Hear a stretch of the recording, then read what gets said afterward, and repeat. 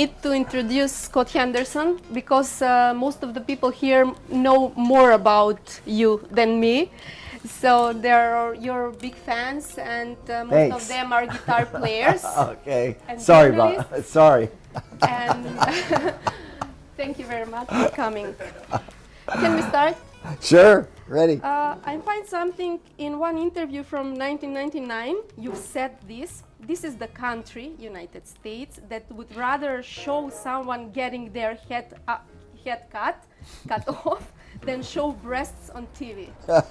What does that say about America right there? It's ridiculous. So thank God for Europe, and thank God we can go there and play gigs, because if we just had to play here in US, we'd be in big trouble. Do you still have that absolutely. same opinion? That's why I'm here right now. Yeah. And it's great to be able to, travel overseas and play, because in the United States, the kind of music we play isn't very popular. So we managed to play in Asia once every couple of years, in South America, in Europe, in Central America. We're going to Australia soon. So as long as we stay out of the United States, we're working. Why is that? So it's good. This describe- music is just not popular there. It never has been. Even from the musicians who invented blues and jazz, they weren't popular either. And they had to travel overseas to be able to play music. So the only music that's popular in the United States is country and pop. And a little bit, not even rock as much as it used to be.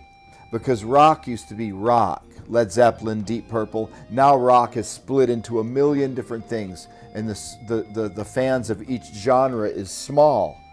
So rock is not even a big seller in the United States anymore. It's mainly pop and country. I've searched a little bit through the comments of YouTube videos, under your YouTube videos.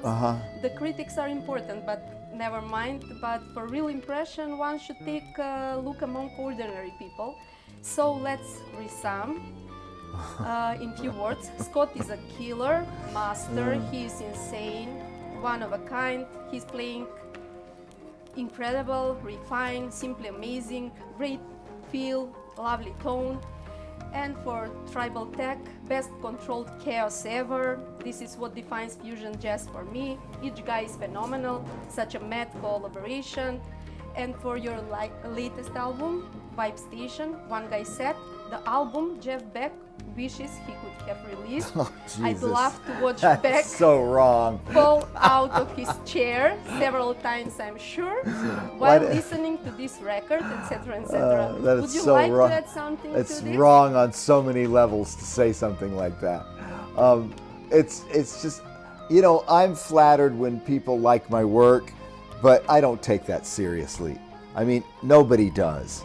When you're an artist and you're trying to improve yourself, you don't think of yourself the way other people think of you. You hear yourself play every day and you go, I suck and I wish I was better, So I don't take any of that seriously.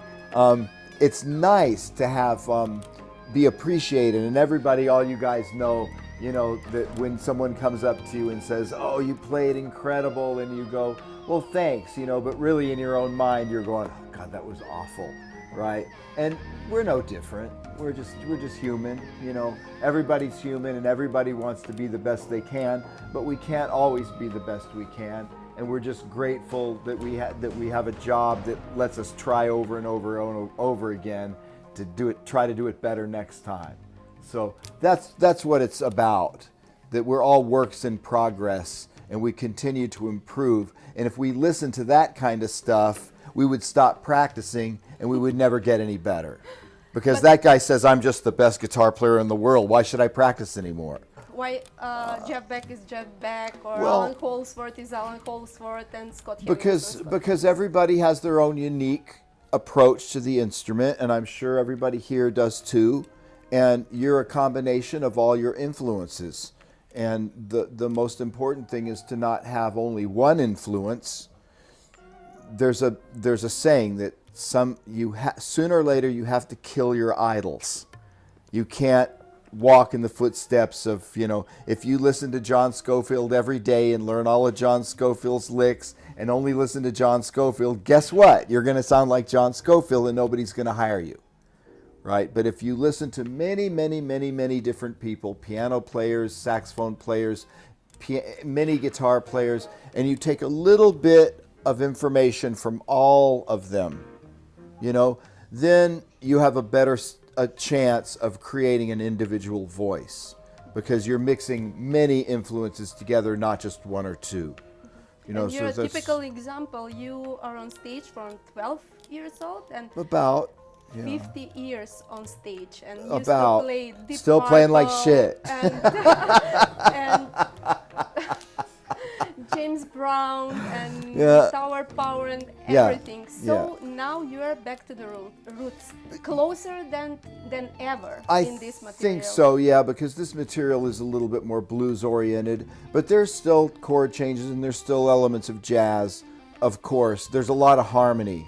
And, for most people that listen to this kind of music, sometimes, like, say, progressive music is hard for some people to listen to because it's in different time signatures and it's in, then you lose all the women. As soon as it's not in 4/4, the women are gone. They don't want to hear it, because women are attracted to music on a more emotional level than men are. Men are attracted sometimes to music more from a mental thing, and women are attracted more emotionally and physically to music. And if it's not in 4/4, most women just don't like it. So I don't want to be one of those bands where all the women walk out as soon as we start playing. I don't want to name names, but I know a lot of my friends that play this kind of music, and it's just, it's hard to listen to because it's it's only for musicians, really. So I want to play the kind of music that pleases me as a musician, but also reaches an audience and that they can understand it. And I don't mean dumbing it down, because the music that I play is harmonically complex. And at first, to listeners who don't listen to jazz, they would say, oh, what is all this? If you're used to listening to pop or rock, it's going to be way over your head harmonically, and it's an acquired taste. You might have to listen to it for a while. I know lots of people that have listened to my albums and they say, well, I didn't really like it at first, but then I started listening to it and it grew on me. And I started to, and actually I've had some people even say that once I got used to listening to it, the stuff I listened to before sounds kind of vanilla compared to this, because this music has more color, harmonically. So, not saying that you have to have harmony to be good, because I love blues, and blues is a very simple music. It's just usually 2 or 3 chords, and it's some of my favorite music. So I'm not saying that you have to have harmony, advanced harmony to please me. It doesn't. But our music does have some pretty advanced harmony, just because it's what I like. And how do you find the real measure between virtuosity and musicality and composition, and when you're gonna say it's enough fast fingers and to be good to the critics, to the audience, to the guitar players? The fast fingers things just comes from not looking at music like sports. I watch the NFL when I want to see sports. I don't really want sports in my music. Though I'm not saying I never play fast, but there's a time and a place. Everything is a balance. Like there's a time for long notes, short notes, soft notes, loud notes, fast notes, slow notes. Music is all about balance, and trying to create, also compositionally, trying to create balance between improvisation and composition. If you have too much composition, it's boring for the musicians to play every single night the same song, the same exact way. It gets boring for musicians like me to do that. But if you have all improvised music, it's boring for the audience, because you're not giving them any substance to. So we try to take the music that's on the record and play it so that people know which song we're playing, but we play it a little bit different every night. And hopefully we play it different enough every night that we feel like we came away playing something that we've never played before, which is every jazz musician's goal, is to play something that night that you've never played before, to open a new door, you know, and that means making mistakes, you know. So you're going to hear some mistakes tonight for sure, because if you don't hear mistakes, then it's a horrible night and we're not even trying, you know. So we're calling in our performance. So the more I think the best jazz musicians are the ones that try to do something that they've never done before, and they step out and they take chances and they take risks. And sometimes when you take risks, it doesn't work and it sounds terrible, but it's worth it for the times when it really is amazing. And sometimes those risks are the most productive things that happen in the show, the things that you remember and the things you learn from. So we take risks. So we're not trying to be perfect up there, because we can't be. So why try? Is good education helpful for a guitar player, because you are well educated in composition, arrangement, and etc.? It doesn't hurt, you know. I mean, yeah. I mean, I don't think it hurts. You know, I've heard many people say, "Oh, I don't want to go to school because I won't play with soul anymore." You know, and that's bullshit. You know, I mean, that's just not. That doesn't make any sense. You know, B.B. King is just as great a guitar player with his small vocabulary as Pat Metheny is with his huge vocabulary. They're both great players, not because of what they know, not because of their knowledge, but how they present what they know. That's what's important, how you present what you know, whether you know a very little or a lot. So it doesn't really matter about being musically trained. If you're going to play jazz, of course, there's a lot more vocabulary to learn, because chord changes involves learning different arpeggios and scales, and there's a lot of tools that you have to learn. And it's a much more complex music than blues or rock. But if you know in your heart that you want to play blues and rock, then why bother with an education? It's just a waste of time, because if you're not going to use it. But if you want to be a jazz player, then you have to be educated.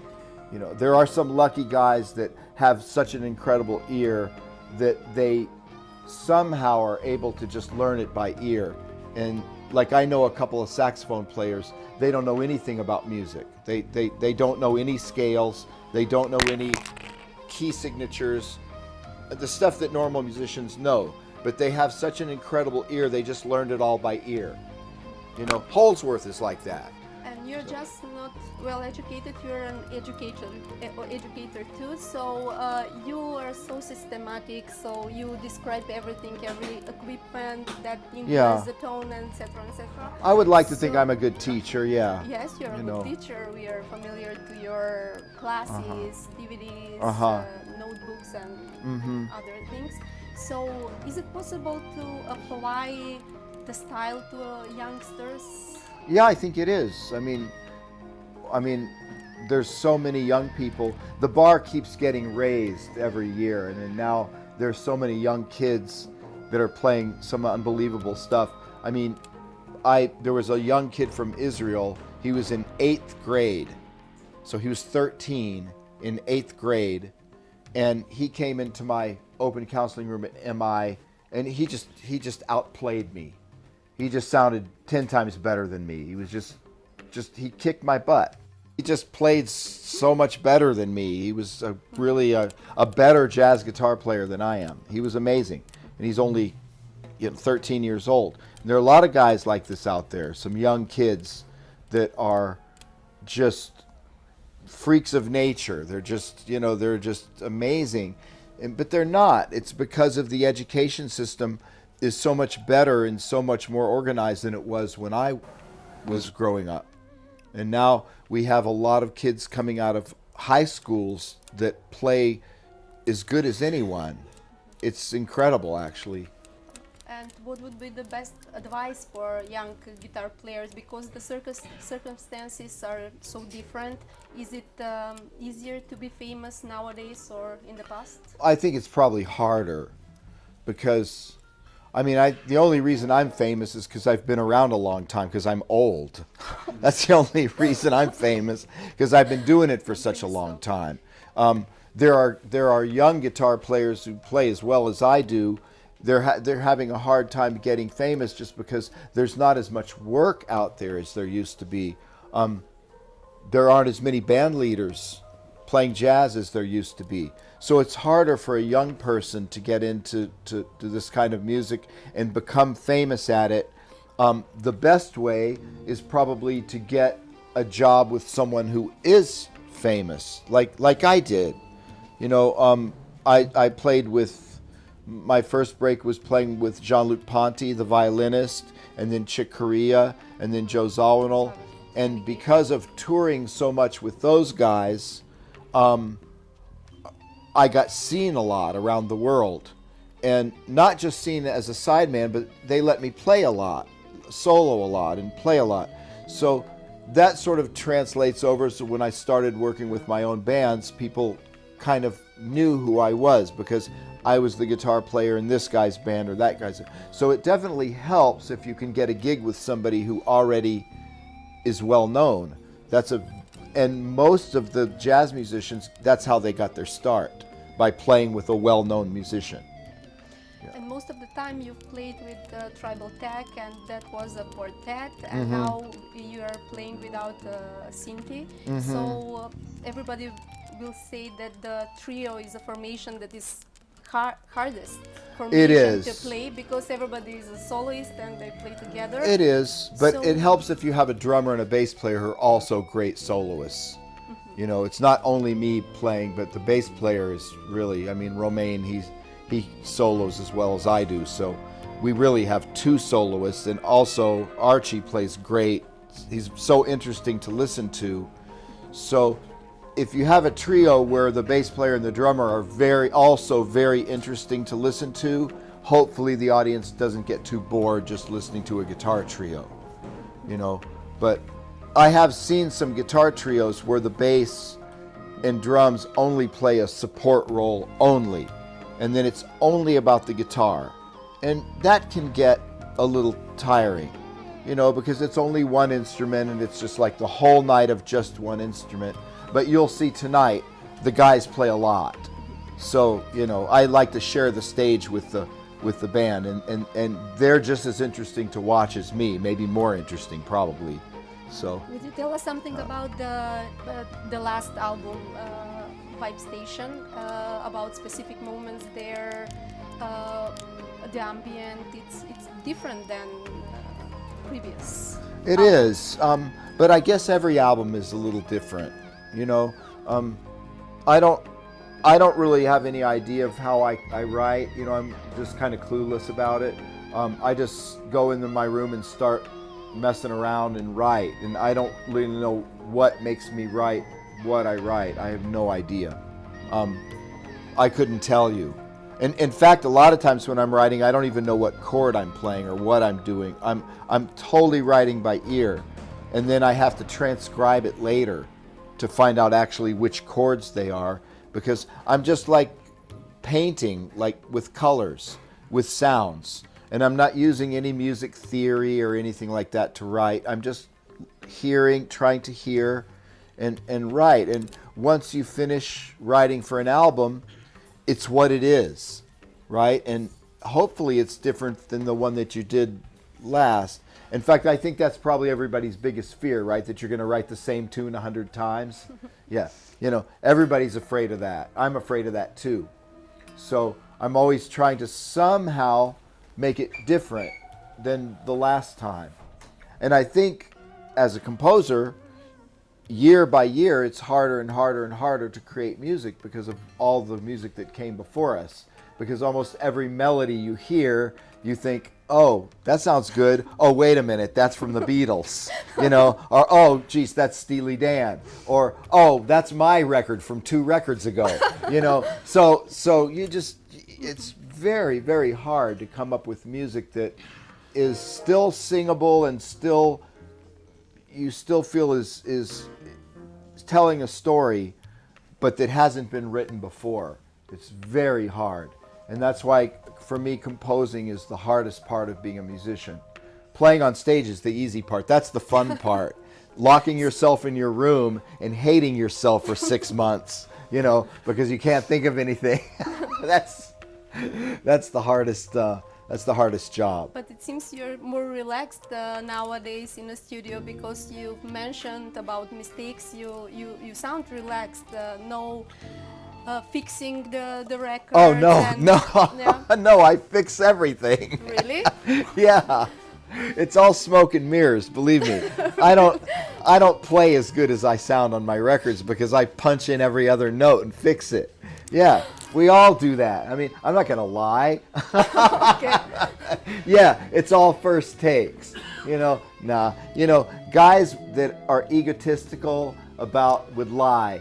They would say, yeah, man, I recorded that one day. I just sat down and played that solo. You know, it's bullshit. They didn't. If it's a good solo, they punched in and fixed it. Everybody does it, you know, and I do it too, because I don't want to listen to mistakes over and over and over on records. You know, I think making a record is different than playing on stage. On stage, if you want to hear mistakes, buy my live record. There's plenty of mistakes on my live record. You know, I just don't want my studio records to sound like, because the whole idea of making a record in the studio is taking advantage of all the tools that you have to make it the best record you can. So you can go in and go on another track and try another solo, and maybe take a piece of this solo and put it here and craft it and make it the best that you can make it, because you're trying to make the best record you possibly can. It's like making a movie instead of doing theater. You know, theater is theater. Making a movie is making a movie. When I'm making a record, I'm making a movie.